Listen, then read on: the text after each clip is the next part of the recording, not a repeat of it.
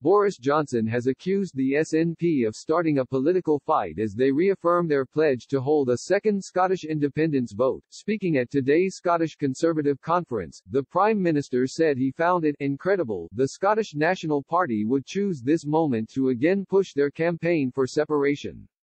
It comes after Scotland's Deputy First Minister John Swinney today said the Nationalists are taking forward steps to deliver a second independence vote.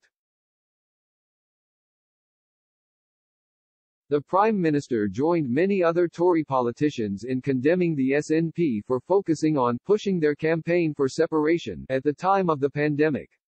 Mr. Johnson said, "Just when everything is beginning to reopen again, when we will soon be reunited with our friends and family, the SNP think that this is the time to turn us all against one another. To start another political fight. Perhaps I shouldn't be surprised, it is their party's obsession. Yet surely even they have a sense of priority, of what is important right now." In a plea directly to Scottish Tory members whom he addressed as friends, he said, "You are the only party that can stop an SNP majority and their drive towards a second independence referendum."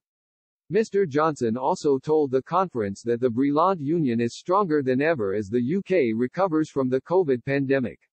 He stressed, "When the coronavirus pandemic is over, our job will only be half done."